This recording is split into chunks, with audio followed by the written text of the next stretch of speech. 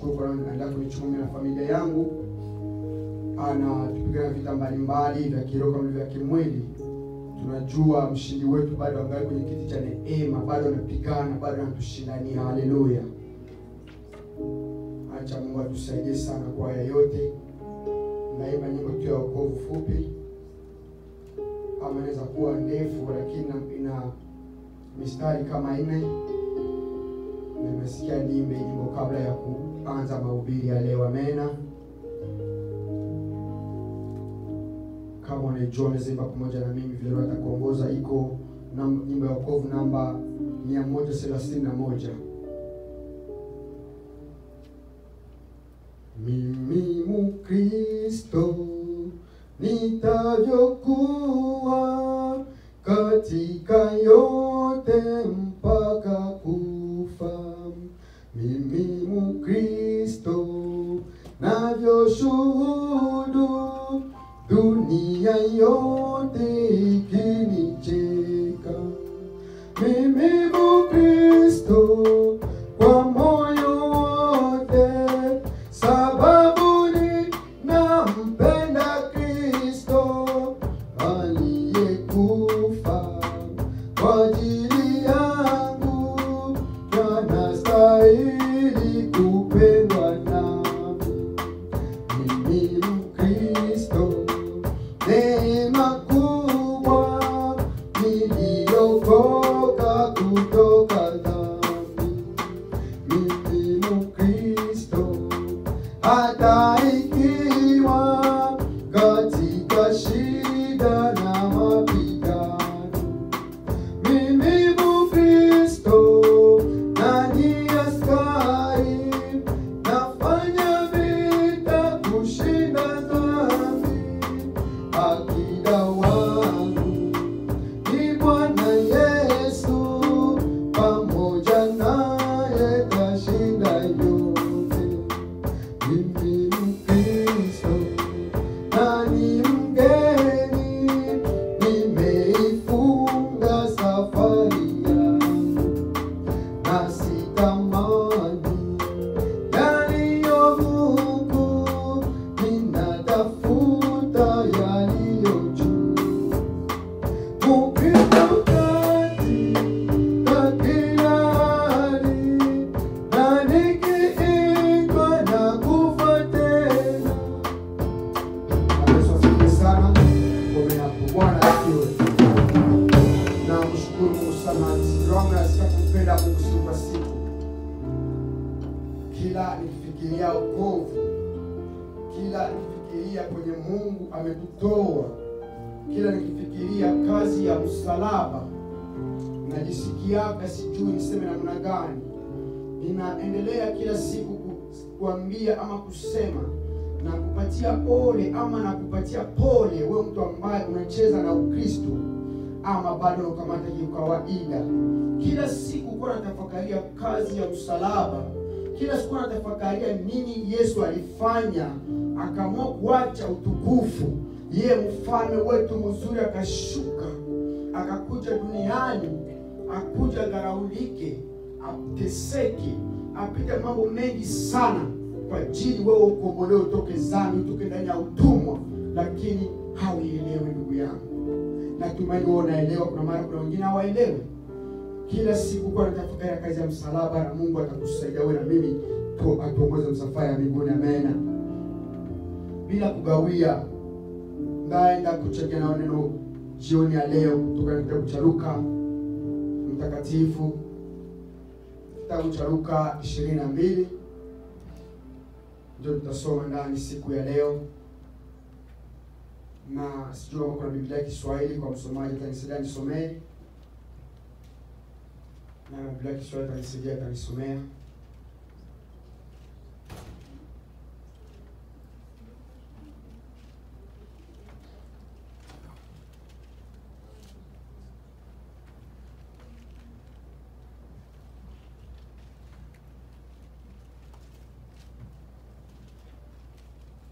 Kupali kwa jina la Yesu. Amena. Dari mambo pale. Luka 22.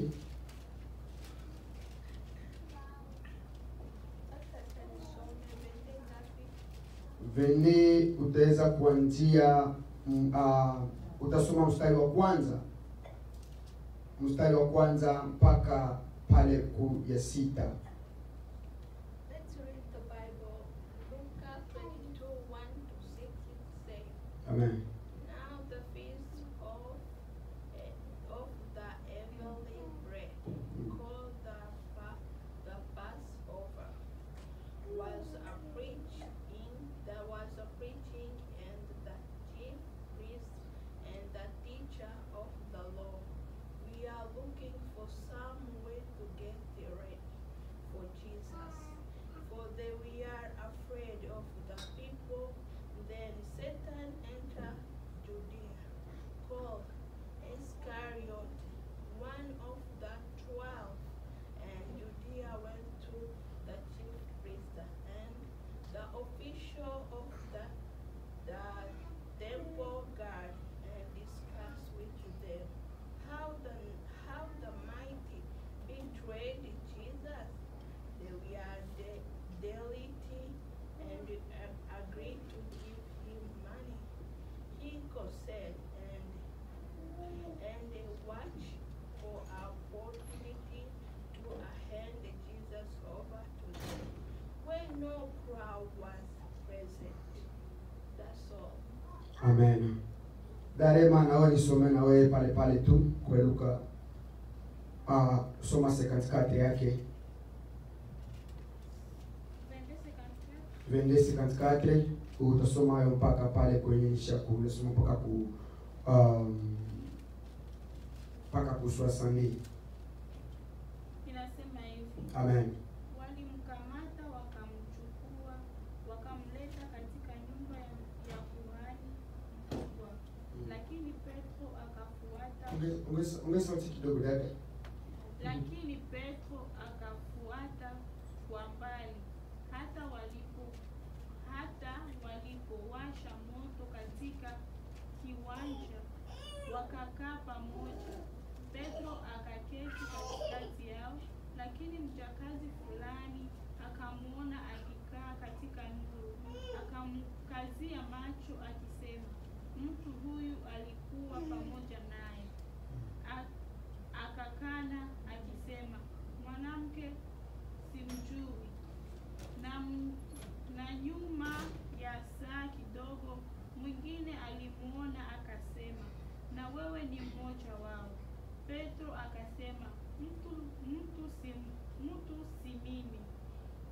Na nyuma dakika ya saa moja mtu mwingine akahakikisha akasema, kweli na huyu alikuwa pamoja naye, kwa sababu ni Mgalilaya. Petro akasema, mtu sijui neno unalolisema. Na mara moja hata angali kusema, jogoo aliwika. Bwana akageuka akatazama Petro, na Petro alikumbuka neno la Bwana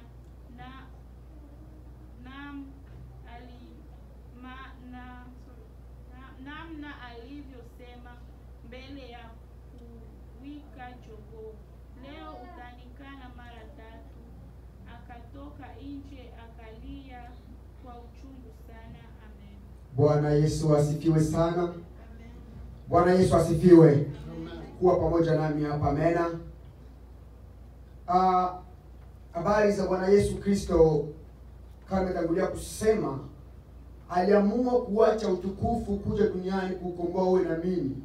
Kila ukisoma haya maneno tunayasoma hapa Luka 22, ukisoma hapo utasikia habari za Yesu Kristo vile aliteseka kwa ajili yako wewe na mimi tukombolewe kutoka ndani ya dhambi.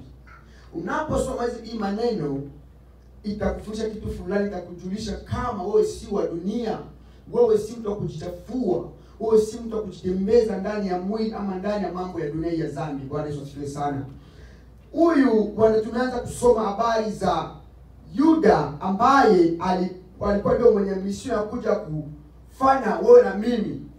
Kila siku nasema hivi, Yuda asingekuwa, kuna mara tulipataka wokovu. Kuna mara Yuda angekuwaka, wewe na mimi leo kama tulikuwa tumekaa mabiti leo hapa. Yuda ilibidi yeye ndio makuye amtoe Yesu ili tuweze kukombolewa kutoka ndani ya dhambi. Na kama alipitia hiyo njia, mimi nakuwa nashangaa najiuliza, kwa nini basi kama Mungu alitaka Yuda afanye hiyo kitu, kwa nini hangalifanyaka mpatie na neema ya kutengeneza maisha tena? Hawezi tena kukombolewa na kuokolewa kama vile Petro baada ya kumkana Yesu alifanya nini? Alienda akalia kwa uchungu mwingi sana. Kilio chake kilimsaidia tena kumpatia relation kurudia tena kwa Mungu. Unapolia, unapomzogelea Mungu, unakuja kwa machozi ya kweli na haki, iko tayari kukusamehe na njia zako hata kama zimepotoka kwa namna gani, iko tayari kuzitengeneza na kuwa sawa. Bwana Yesu asifiwe sana. Neno la Mungu linasema kuwa linaonyesha vile mambo ilipitikana. Umefuatilia sinema, lakini mimi siko kwa ajili ya kuzungumzia sinema na kuambia neno la Mungu. Na tena kitu kingine nikwambie, kama unakuwa na picha nyumbani mwako unasema hii picha huyu ni Yesu, kama una nyumbani mwako uende uitoe leo, nakwambia, sababu huyo sio Yesu, ni wa sinema tu. Basi Yesu Kristo alipokuja kaanza kufanya kazi yake kama vile alivyotumwa kuja kuifanya, kuhubiri mataifa, kuhubiri Waisraeli, kuhubiri wale wametoka ndani ya dhambi. Alipohubiri, lakini dunia haikumkubali. Ni kama vile leo, kizazi cha leo, kuna watu ambao wamesimama wanasema wanampenda Mungu, kile tumpende Mungu. Kwa kinywa tutasema tunampenda Mungu, kile ni roho tunamweka mbali sana na sisi. Alihubiri, watu walimzunguka, watu mataifa, makundi mengi walikuja, wakafikia neno, wakamfuatilia, lakini si kila mtu aliyemfuata Yesu eti alikuja kwa ajili ya neno. Wengine walikuja kwa ajili ya tumbo zao tu, na wengine walikuja kwa ajili ya neno. Alikuwa na maelfu ya watu wengi sana, na ile maelfu yote yaliisha. Alipofikia mwisho wa kazi yake, anabaki na watu wachache sana. Yesu kuja duniani kwanza kuhubiri ama kufanya kazi yake ya ukombozi, ilibidi afikishe mwisho wa kila kitu, na kufikisha mwisho wa message yake kama ujumbe, kazi yake ifanya, ilibidi kukue mtu fulani ambaye atakayetoka amtoe. Basi ni kama wewe na mimi leo, unaweza kuwa na msaliti leo, na wewe anakusaliti. Unaweza sasa mtoto anakusaliti. Unaweza kuwa na ndugu yako atakusaliti. Atakaye kusaliti sio kutoka kule nje mbali sana. Hapana. Ule mtu ambaye hakujui wewe, hana haja na wewe. Atakaye kusaliti ni ule wa karibu yako, unakula naye sahani moja. Bwana Yesu asifiwe sana. Yesu akawaambia walipokuwa kwenye Pasaka, masiku ya wanafanya meza, akasema mmoja wenu ndiye atanitoa. Ndiye atanitoa. Waliposikia vile, kuna wale ambao ndani ya roho zao alikukua, wakaanza kujifia, kujiwazia, kuna mara ni mimi, kuna mara ndio, kuna mara nani. Hawakupata answer ni nani atakayemtoa Yesu. Lakini atakayemtoa Bwana Yesu alikuwa na amejijua tayari. Shetani alikuwa amepanda roho mbaya ndani mwake ili atimize kile kitu ambacho kilitaka kitimiliki. Bwana Yesu asifiwe sana. Yuda akaingiliwa na shetani, sio Mungu. Kuingiliwa na shetani, wale wenyewe wakubwa, wenyewe makuhani, walitafuta ni namna gani watamshika Yesu kwa mikono yao wenyewe, lakini walishindwa. Wakakosa kufanya tupitie njia gani. Wakaona mtu mwiko popular sana, julikana sana na watu, tukaanza kumsingizia hivi, mbona watu tukubalia tukisema kwa mara hivi. Walifanya kila kitu kiwaliweza, lakini hawakuweza kufaulu. Wakasema tupitie njia gani, mpaka vile shetani alikuja akampitia ndani ya Yuda, akajitokeza yeye mwenyewe, akakuja kwao. Kwa mimi ndawapatia ule ambaye mnamhitaji, mimi nipatie zangu tu, ndampana kweli. Wakasema kweli, walifurahi sana. Wakasema hapa sasa tumempata. Ni kama vile ndugu yetu nani huyu anitwaje, tulimsema tena kwenye maombi tena, huyu kawaambia alipiga wa Filistini, Samsoni. tu wampate na yeye, wapate namna ya kumshika na yeye, ilibidi watafute nani watapitia ndani.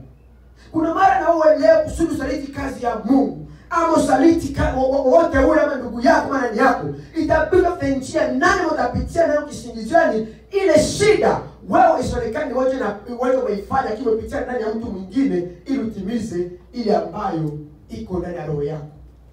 Samsoni alishikwa na Delila mwanamke. Sio mwanamke siwe ni wako dhaifu, lakini kuna wakati wanawake wana nguvu zao nao, ambao atakupaka ndani utapatikana unasema kweli kabisa nimekomea. Basi Yesu ilibidi Yuda aende ndani ya wale wazee ama makuhani, akafanya plani nao, wakamlipa. Kila siku tunasema pesa inakuwa na chanzo chake, inakuwa ni matatizo sana.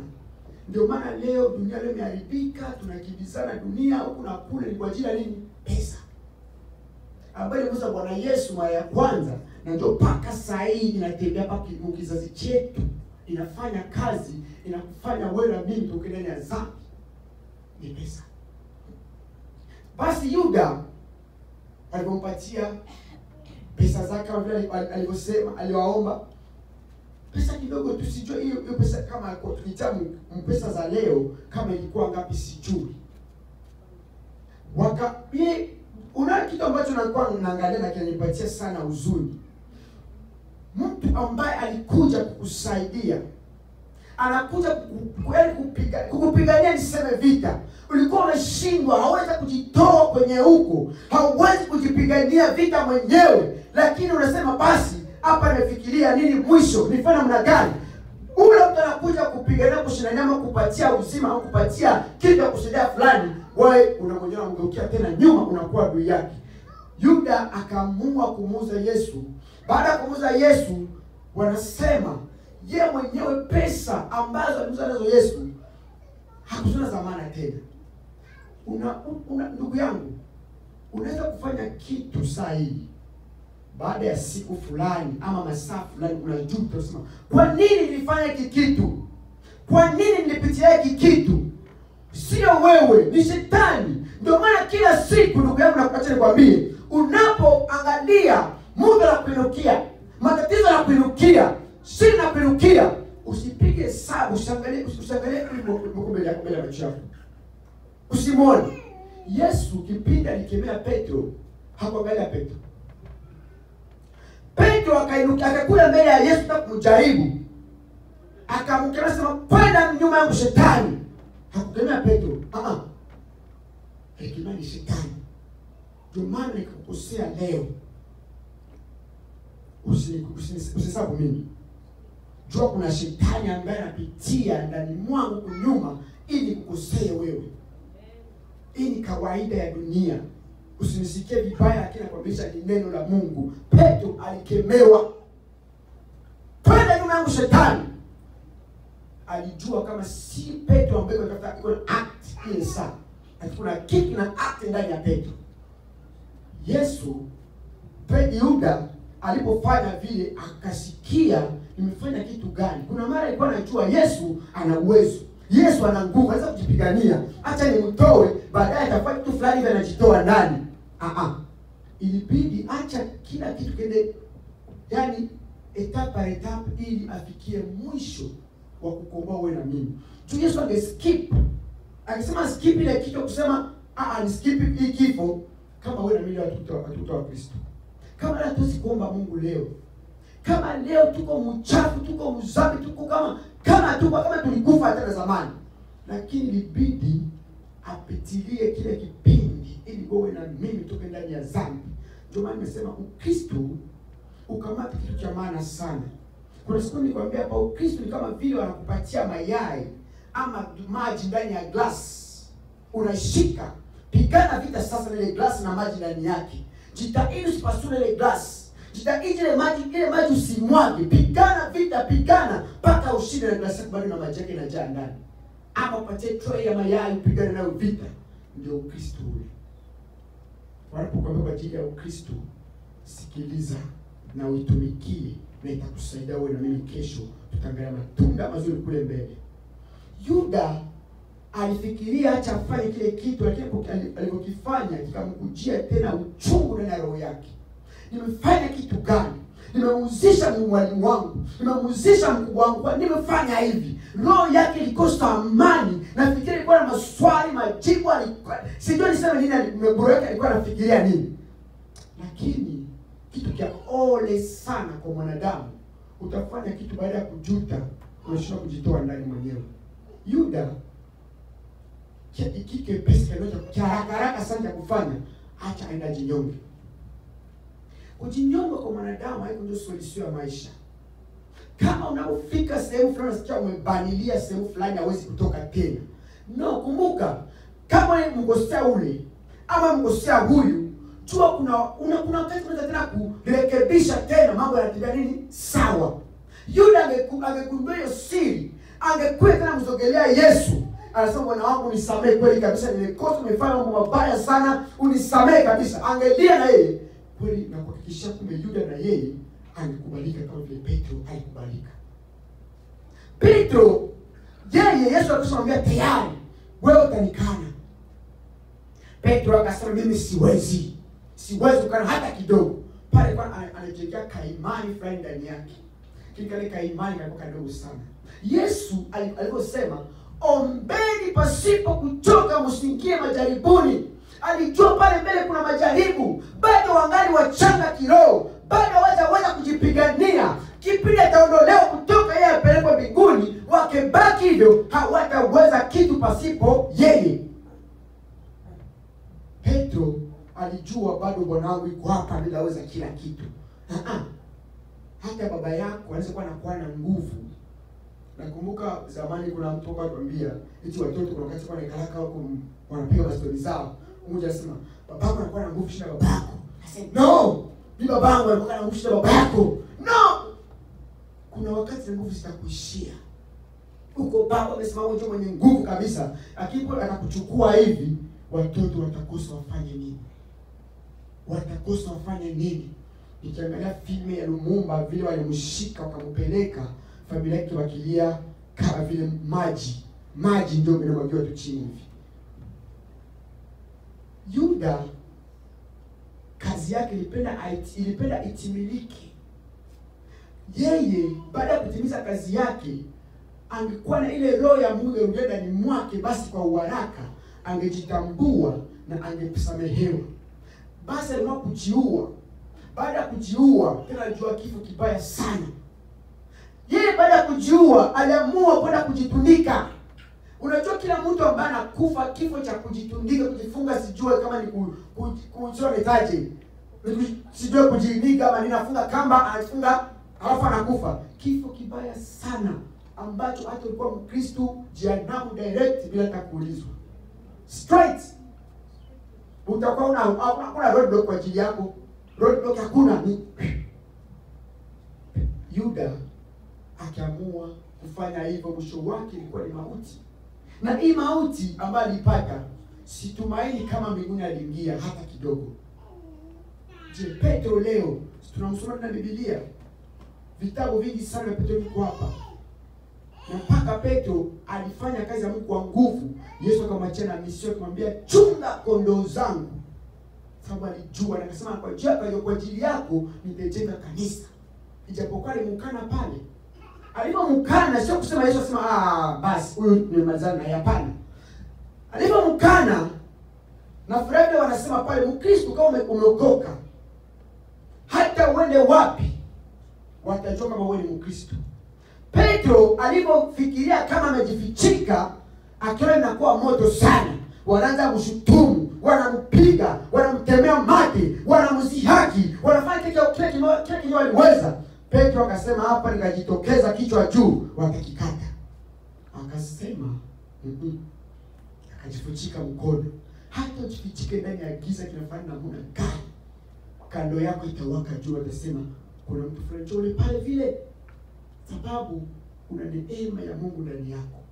Petro alipokuwa pale, watu wakakuja wasema huyu ni mmoja wao. Alimkana. Sema wewe unasema nini wewe? Huyu simjua hata kidogo. Haumjua hata kidogo. Ni mara ngapi umekaa na Yesu?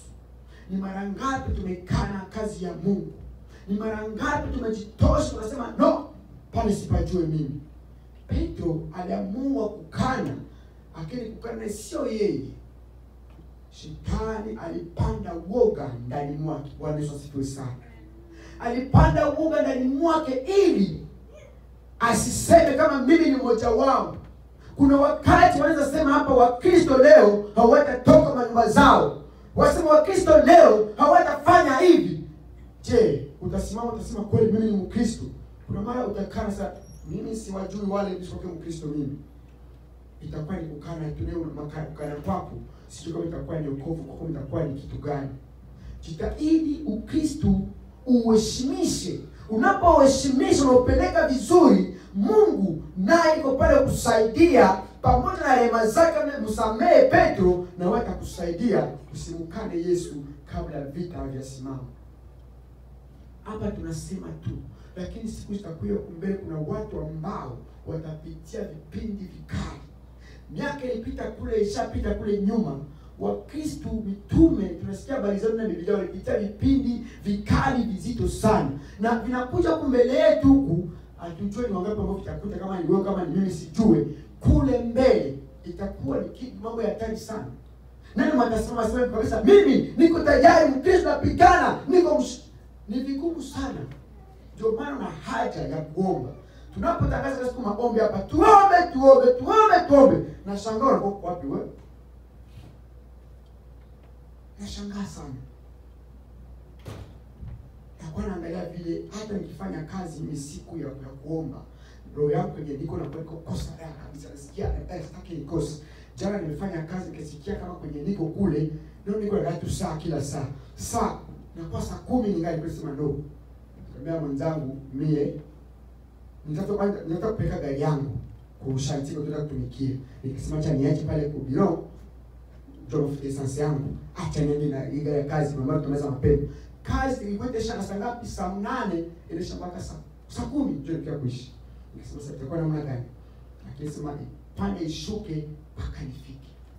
Sababu unajua siri ya maombi. Bila hii maombi, Petro alikuwa na maombi ya kutosha, ama Yuda alikuwa na maombi ya kutosha, wangeshinda. Lakini Mungu ashukuriwe, si Yuda hatuko kwenye wake iko, lakini wewe na mimi kupitia Yuda tumepata wokovu leo. Yuda alifanya kitu kwa pele usijui. Kuna mara Mungu ametokeza mtu mwingine atoke mpaka ile mission itimilike. Maombi ni maana Mkristo. Naposikia mashuhuda wengine hapa wanasema maombi ni kwa maombi ilifanya hivi. Je, wewe utapata ushuhuda gani kupitia kuhusu maombi? Sijui. Tena tu kompyuta kusema filme, ma video, manini. Siku itakuwa pale watu utasema namna gani? Itakuwa vigumu kwako. Itakuwa vigumu sana, tena sana kwako wewe ambaye maombi ni kama kitu cha kawaida. Kama Yesu alimwambia Petro, ombeni bila kuchoka. Ombeni bila kuchoka, msikie na majaribu. Alijua ni Mungu alikuangalia kule mbele, anaangalia kule mbali sana. Sisi wanadamu tunaangalia wapi? Hapa. Lakini yeye kama vile Mungu aliangalia ya kesho na kesho kutwa na kule mbele yote, akasema mjitahidi. Nitakapotolewa kwenu itakuwa vigumu sana kwenu nyinyi kujitoa ndani ya matatizo. Lakini kazi ya msalaba ilifanyika. Unapofikiria maneno yote, hizi habari zote, inakufunza nini kama vile Mkristo? Unapata wakati kusoma Biblia yako na isoma. Nenda ulienda kunyumba tena usome tena Luka 20. Uisome, usikilize tena kazi ngapi ama kazi gani Yesu alifanya. Usikuye mkanisa unaweza kuangalia inakuwa tu hivi tu. No. Chunga sana. Mtumishi wangu anasema kumwanzo aseme chunga sana ulicho nacho. Uchunga roho yako, linda roho yako kuliko vyote lindavyo. Lakini wengine mnalinda makazi zenu sana kupita Mungu. Hapana, hata Mungu roho yako yenyewe unaivai ndani ya mwili wako. Linda sana roho yako kuliko vyote lindavyo. Utavinda namna gani bila Mungu? Mimi nasema kweli, na kusema kweli kila siku. Nisema kitabu, acha nikusomee hapa kitabu cha Isaya 51. Neno ambalo nilipata tena juzi hapa, tulikuwa tuko nyumbani tu. Isaya 51, yaani ndio kusema tusikae kimya. Najua atasema atakushutumu, lakini Yesu anabaki kwenye kiti chake. Nasoma kwa jina la Yesu. Inasema hivi: piga kelele usichoke. Piga kelele usiache. Paza sauti yako kama baragumu.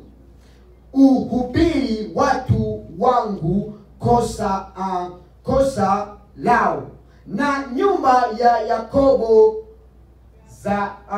zambi zao. Amen. Heri useme ukweli, ubiri neno la Mungu. Na kupatia pongezi na pole sana wewe ambaye unapata ule muda wako, unadalia machozi, unashindia machozi, unakaa kuilia kazi ya Mungu, unaombea wengine, unaomba, unapiganisha sana. Mungu akubariki sana. Na wewe umeamua kukaa nyumbani mwako, unachukua simu kupiga masimu hazina maana kwa yule, kwa huyu, matetano. Mungu atakukuta siku moja usipoyaacha. Jitahidi. Mungu unaweza kumfichika. Hapana, mwanadamu anaweza kumfichika, Mungu amfichika kitu. Petro ama Yuda alijaribu kufichika Yesu kama yeye ndio kusaliti, lakini Yesu alijua tayari. Alikuwa mitume wako wanatembea pamoja, wanakula, wanafanya kazi ya Mungu pamoja kila siku, lakini fika mwisho Petro, Yuda ndiye alitoka kwa msaliti mkubwa sana wa kazi ya Mungu. Kama ni msaliti Mungu, ndio kusema alikuwa msaliti wa kazi ya Mungu yote pamoja. Jitahidi usisaliti kazi ya Mungu. Jitahidi usipiganishe kazi ya Mungu. Pale unaangalia madhaifu, heri kwa unyenyekevu nenda uombe Mungu. Unapoangalia ndugu yako ndani ya madhaifu fulani, nenda umuombee. Baada ya kusema ule fulani anakuwa hivi, anakuwa vile, sijue nini, haitasaidia. Haitajenga kazi ya Mungu. Haitajenga roho yako. Unachafua mwenyewe ama unachafua mwingine ambapo unaelezea. Haisaidie kitu. Tusipiganishe kazi ya Mungu. Walipiganisha kazi ya Mungu, walimaliza vibaya. Ukisikia habari ya Musa na wana wa Israeli kutoka Misri, walipiganisha kazi ya Mungu Musa anafanya, lakini mwisho wao ulikuwa waoli sana. Sana. Mkristo nakuombea maombi yangu ni ili Mungu akusaidie kwa njia zote zile. Usikuwa wasaliti wa kazi ya Mungu, usipiganishe watumishi wa Mungu, usipiganishe chochote kile. Mungu tunaweza kufichika, mwanadamu anaweza kufichika kitu. Hapa chini tunasema atoke iko hapa yule hapa yule hivi ya nyumba. Lakini Mungu anaangalia kwa pale yule na iko hapa chini na chini hapa na chini na chini. Tunayotamka na yajua, tunayoyatenda na yajua, tunatendana yote anayajua. Siri ya roho zetu unakuwa kabla hujatenda kitendo tayari ameshakiona yeye tayari. Bwana Yesu asifiwe sana. Jitahidi sana. Yesu Kristo akafanya kazi. Alipoimalizia tulipata wokovu. Tumeitwa Kristo leo. Amena. Heri kwako wewe ambaye umeamua kumata ukweli na kutembelea ndani. Heri kwako wewe ambaye ndio likishuka na ubiriwa, unapokea sehemu fulani kidogo tu yako. Unasema hii ndio yangu leo. Na wewe ambaye unakuja unaona kama nile sinema kwa napitikana kwenye madhabahu, Mungu akusaidie sana. Najua Mungu ninaposema siku ambacho mimi ambao namaanisha, Mungu atabaki kuwa Mungu na siku hata mwisho, hata siku moja tu atasimama na atatetea ukweli wake yeye mwenyewe. Na ukweli lazima utabaki ukweli. Ndugu yangu, jitahidi sana. Pigana sana. Kazi ya Mungu atakiwa ndani vita. Yesu kama alimfanya vile, na mitume waliteseka vile, wa nyuma yake waliteseka vile, alifuata akasema mwenyewe aseme na nyinyi mtafuata nini? Nyayo zangu. Yaani kama aliuawa na sisi tutauawa. Kama mitume walipigiwa mawe na wewe utapigiwa mawe. Kama wengine wasijua walitundikwa kichwa chini miguu juu, na wewe kuna mara tutakupata kesho. Lakini kikupate njia nzuri, si njia mbaya.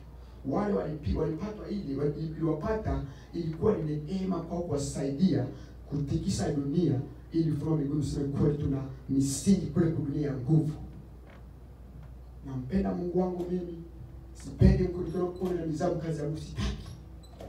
Nilikuwa mimi nasemaka nilikuwa Yesu anaenda kwa na wasoda vile oniko na wasoda kila fasi asema kuchukua sio masekretari wetu gani kama niko sekretari Yesu na mimi. Siko mkamilifu, niko mtendazaji, lakini nasikia kibaya sana na kuangalia mwanadamu ndani ya sizofaa.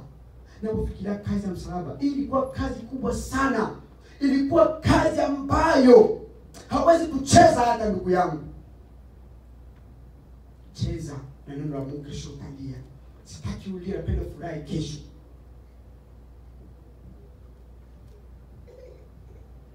Napenda kesho furahi, usherehekee na wengine, sikaruka kama ndama, tukicheza tukiimba nyimbo za Musa, haleluya.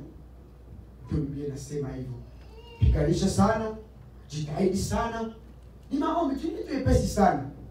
Usidanganyike, shetani unakuwa kudanganya. Kila kitu unafanya ama mimi niko nafanya kisike mapenzi ya Mungu. Kinatutosha mapenzi ya Mungu. Unafikiri tu ni mie tu. Unaelewa si wewe ama si mimi. Kwa kingine unachunguza na kugundua sana kama shetani ndiye anafanya kazi na yeye. Shetani iko anatembea mwanadamu. Shetani utamunaka na mapembe yake mawili eti mimi ndio shetani. Hapana. Shetani na Mungu wote ni roho, wanatembea ndani ya watu. Amena. Jitahidi sana, tena jitahidi sana kabisa. Tupigane ili tushinde. Tuheshimishe kazi ya msalaba. Ndio fikiria kazi ya msalaba, maneno tumesoma hapa. Wewe fikiria yako, alafu ujue utatembea namna gani na Mungu wako. Ujue namna gani usimama na Mungu wako. Acha kutembea kimwili. Kimwili itakusaidia kitu. Kuna mambo yanasema Ukristo unakuwa hivi. Ukristo hautashuhudia mtu atakayeacha kusema Ukristo unakuwa hivi. Ukristo ni ule wewe ndio kwa Ukristo mwenyewe kwanza. Kwa nini anataka? Bwana Yesu asifiwe sana. Ndio Ukristo. Ukristo ni wewe. Na matendo yako na yangu ndio kama ule Mkristo. Amena. Sio kusema kama Ukristo ule tu kusema tu ama siku mwenda badilikaka utafanyaka hivi. Kazi ya msalaba ishafanyika, si ndio? Hata kama mara ya pili. Hakuna chance ya pili msalaba sisi no. Basi wanadamu washafanya dhambi tena sana, acha nirudie tena. Ndio vile hakipo tena. Neema itafungwa pa. Tulimba neema ya Golgotha ni kama bahari kubwa hapa, si ndio? Bahari unaweza kuimaliza hawezi imaliza, lakini kuna siku itafungwa. Neema ilikuwa siku ya Noa. Noa alijenga safina kaanza kuhubiri. Akawaita watu miaka kadhaa ilipita. Akanena akasema ona huyu mjinga. Na leo kuna watu wanasema kwa hiyo mshongo wanasema na huyu. Walimzihaki, wakasema kwa waliweza. Mwisho litimilika. Na neno ambalo tunahubiri hapa, mwisho litatimilika. Neema ilikatika. Mnapokafungwa moja kwa moja, hakuna mwenye aliingia tena. Na hii ya leo nayo neno bado linahubiriwa leo. Isaya anasema, tafuteni Bwana bado angali anapatikana. Ndio kusema kuna wakati hatapatikana. Usiwakilie ukisema nilikuwa kama Mkristo, nilikuwa kana nafanyaka hivi. Ni wakati wa kuamuka na kutafuta Mungu. Hata hii mwaka ikuwe mwaka kufanya maamuzi ndani ya roho yako fulani na kusaidia utumikie kazi ya msalaba. Usimame na kusema no, imetosha mimi na Mungu wangu sasa, ingawala maneno, ingawala hivi, ingawala makazi wala nini, acha nisimame na Mungu wangu sasa. Watu wengi wanajipatia moyo. Hata nyumbani naomba. Sio mbaya sio kutoka nyumbani sio mbaya. Sio mbaya. Ni nguvu za kanisani mnapokutana pamoja hivi. Si mamoja na kweli nyumbani. Utajipatia muda hapa nyumbani hata nyumbani utaomba na kusiba. Utaomba lakini kesho utachoka. Utakuwa mvivu. Unaikana chini. Jitahidi kuomba Mungu. Simama uombe Mungu, jitahidi upigane vita. Na pigana yangu, upigane yako na wewe. Mimi siko mtu yote mwi kazi ya Mungu, mimi niko mtu kawaida tu. Sijui kusema ni kwangu hapa mimi kusimama tu kutetea kazi ya msalaba, kazi ya Yesu Kristo, ile Mungu ananipatia ndani mwangu ni share na wewe na share na wewe. Mimi ni mtu bure sana kwako. Lakini Mungu atafanya kazi yake ndani mwetu. Kuna mara naona kazi ya Mungu anafunga ndani mwako ambayo Mungu anataka ufanye nayo, lakini unaikalia. Heri funguka na usimame na utembee njia zinazofaa, umpendeze Mungu wako. Parapande sije kalio na fikiri utafanya kesho. Kesho na kwani kesho, kisha unajikuta kesho ni koma. Jitahidi sana. Nilikuwa na kitu kimoja kwenda nakwambia ndugu zetu kuja kanisani tu kingine kwa sababu nachangia na wewe nikwambie, nasema kesho nikwambia kile ninapitiwa. Nisamehe kwa kitu nisikie vibaya please. Tujitahidi tusichelewe kanisa. Pigana sana. Mungu tumheshimishe. Unapokuwa na appointment yako, unaenda kwenye appointment, ukachelewa na kuona mtu bure kule appointment, na hata kupokea hata. Lakini kwa ajili kwa Mungu twende tu vile tunataka. Amuka. Hii mwaka tunaingia ndani kwa mwaka ya kuamuka.